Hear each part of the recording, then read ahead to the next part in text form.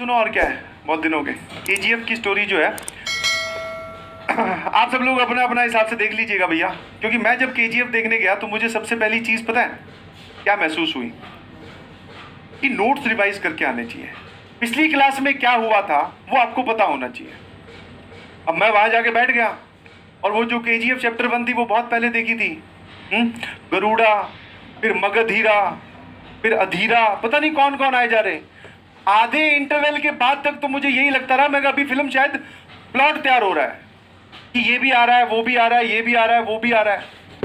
तो वहां बैठकर मैंने एज इट इज वही महसूस किया जो आप लोग महसूस करते होंगे जब आपको पिछली क्लास का कुछ ना पता हो कि सर ने क्या पढ़ाया था।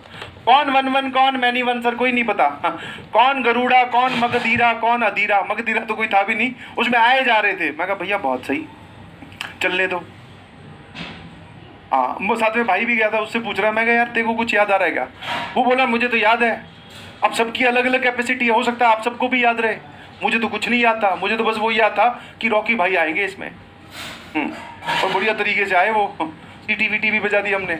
उसके बाद में जो होना स्टार्ट हुआ, मैं तो भैया उसको एसी वाले को बुलाया, मैं इसको ये ठंडा कर, थोड़ा सा दिमाग गर्म हो गया ये देख देख के, पता नहीं कौन कितने लोग आए जा रहे हैं। ठीक है, तो नोट्स रिवीजन वेरी जरूरी है। मुझे पहले पहले एक बार लगा था कि केजीएफ चैप्टर 1 देखने जा रहे हैं तो क्यों ना 2 देखने जा रहे हैं तो चैप्टर 1 थोड़ा रिवाइज कर लिया जाए। नहीं, मैं तो ऐसे मूवी तो है, समझ में, जब मूवी नहीं समझ में आ सकती तो ये तो भैया बहुत भारी काम है। ठीक है, हाँ कुछ लोग ये भी बोलेंगे सर हम तो समझ गए थे सारा कुछ, बहुत बढ़िया। दूसरी उसमें जो सबसे इंपॉर्टेंट चीज बात पता चली वो ये है कि अपने पेरेंट्स से किया गया प्रॉमिस कितना सीरियसली आप ले सकते हो। समझ में आया? वो सारा खेल उस एक स्टेटमेंट का तो है, माँ मैं तेरे कदमों में सारा दुनिया का जो सोना है वो ला के रख दूंगा। फिर उसके बाद में तो रॉकी भाई ने सबका बैंड बजा रखी थी पूरे चैप्टर में, है ना। हाँ, तो दैट मीन्स कि वो अपने पेरेंट्स को बोली गई बात कितना सीरियसली ले रहा है। ठीक है, तो वो तुम्हारे लिए सीखने वाली बात है। जो भी आपने अपने पेरेंट्स को प्रॉमिस किया, चैप्टर बन जाओ, चैप्टर लिख दो अपना खुद का। ठीक है, आया ना, तान्या चैप्टर 1। ठीक है, फिर और कौन है, अंकित चैप्टर 1। ठीक है, चैप्टर जल्दी से निपटा देना अपना, कहीं पता चला फिर हमारे पास मौका ना रहे। तो जो भी आपने अपने पेरेंट्स से प्रॉमिस किया है उसको फर्स्ट प्रायोरिटी पे रखिए प्लीज, फर्स्ट प्रायोरिटी, सारी चीजें उसके बाद में। ठीक है, वो उसमें और सीखने वाली बात है। और एक्शन तो जोरदार था ही, कहीं कहीं भी बीच बीच में ऐसा लगा मुझे, मतलब एक ऐसा होता है ना कि कई बार ऐसा होता है कि मूवी की बहुत तगड़ी हाइप बनी हुई है पर आपको वो ज़्यादा खास लगे ना, तो आपको अपने पे डाउट होता है यार कुछ गड़बड़ है क्या। तो मुझे वो देख के एक बार मुझे डाउट तो हुआ, मैं कहा यार ये कॉन्सेप्ट ही रिवाइज नहीं करके आया, ये कुछ समझ में नहीं आ रहा, और ये समझ में नहीं आ रहा तो लोग तो कह रहे हैं बहुत अच्छी मूवी है। तो फिर हो सकता है मैं ही नहीं पढ़ के गया हूँ, मैं ही चैप्टर नहीं देख के गया पहले वाला। ठीक है, तो नोट्स रिवाइज करके आओ, अपने पेरेंट्स से किया गया प्रॉमिस फर्स्ट प्रायोरिटी पे रखिए, और जिस भी काम में उतरो, तीसरी सीख, जिस भी काम में उतरो उसका नंबर 1 बन जाओ। ठीक है, तो अभी आप पढ़ाई में उतरे हो तो जो भी तुम्हारे आसपास में गली मोहल्ले वाले जो सो कॉल्ड टॉपर्स है ना, जिसको देखकर तुम्हारे पेरेंट्स या रिलेटिव तुम्हें एग्जाम्पल देते हैं कि जैसा पढ़ाई कीजिए, तो उनको हटा दीजिए गेम से।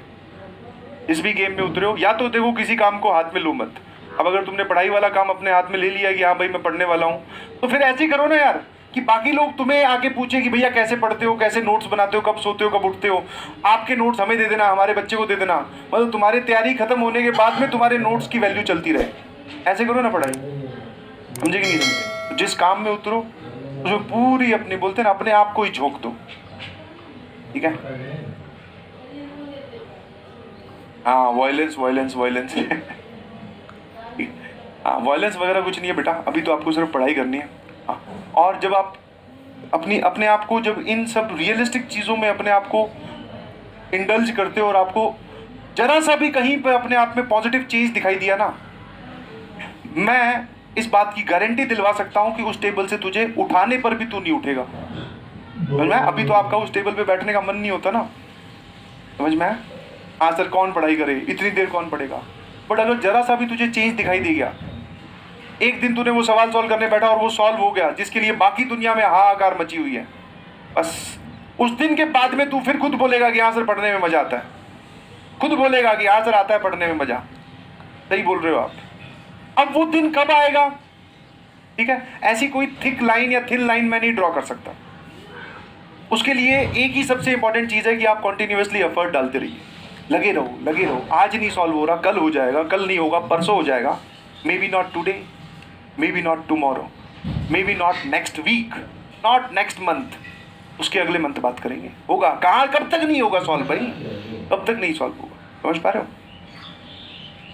तो वो एफर्ट लगाते रहिए। एक इंस्टेंस ऐसा आएगा जब आप उसको बोलते ना पेनिट्रेट कर ही दोगे, और जब वो चीज़ें पेनिट्रेट होनी स्टार्ट हो जाएगी, आप देखोगे कि आपको पढ़ने में मज़ा आ रहा है, अब आपका मन अपने आप स्टडी टेबल पे बैठने का करने लग गया, ठीक है। उससे पहले आपके एफर्ट्स लगेंगे, ठीक है जी, ठीक है। मेरे ख्याल से कहानी समझ में आई होगी, ठीक है। RRR की चर्चा किसी दिन और करेंगे, ठीक है जी। चलिए, thank you so much, love you all, बहुत बहुत शुक्रिया। बहुत जल्द फिर मुलाकात होगी। टेस्ट का सिलेबस कुछ लोग पूछ रहे हैं, टेस्ट का सिलेबस बेटा डिफरेंट टाइप्स ऑफ फंक्शन तक आएगा, डिफरेंट